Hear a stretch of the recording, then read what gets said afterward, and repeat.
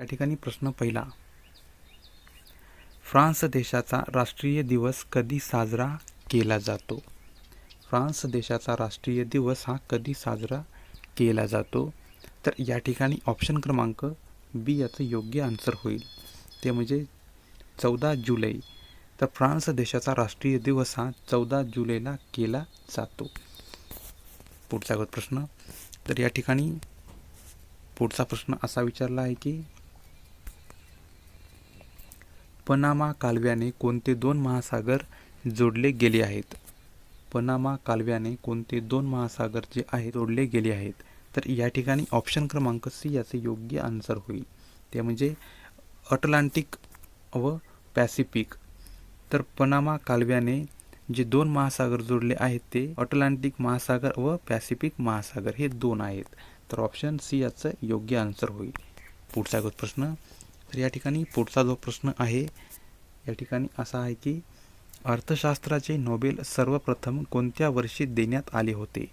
अर्थशास्त्राचे नोबेल सर्वप्रथम कोणत्या वर्षी देण्यात आले होते?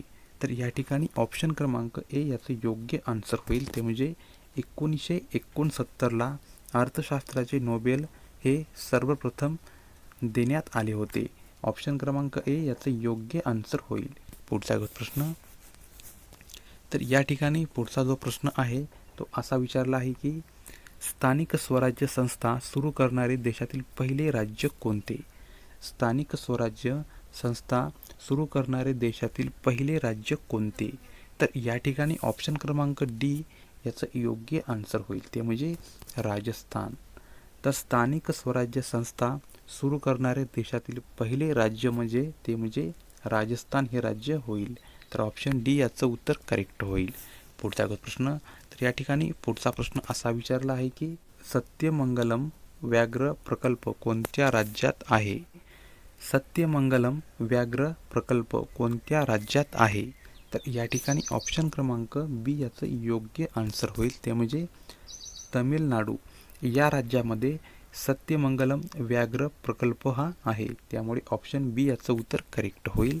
पुढचा प्रश्न, तर या ठिकाणी पुढचा प्रश्न आहे तो असा विचारलेला आहे की ब्रह्मपुत्रा नदी भारतातून खालीलपैकी कोणत्या प्रदेशातून प्रवेश करते?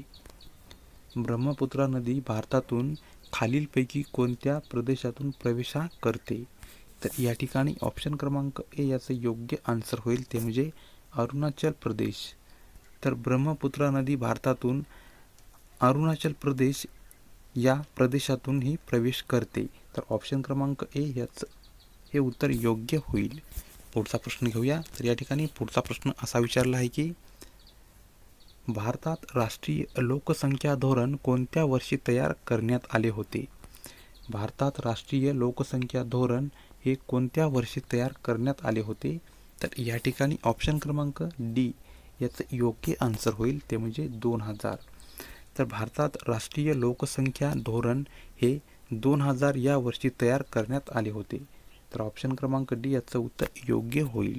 पुढचा प्रश्न, तर या ठिकाणी मित्रांनो पुढचा प्रश्न असा विचारला आहे की लायन प्लेग असे कोणत्या देशाच्या ध्वजाला संबोधले जाते?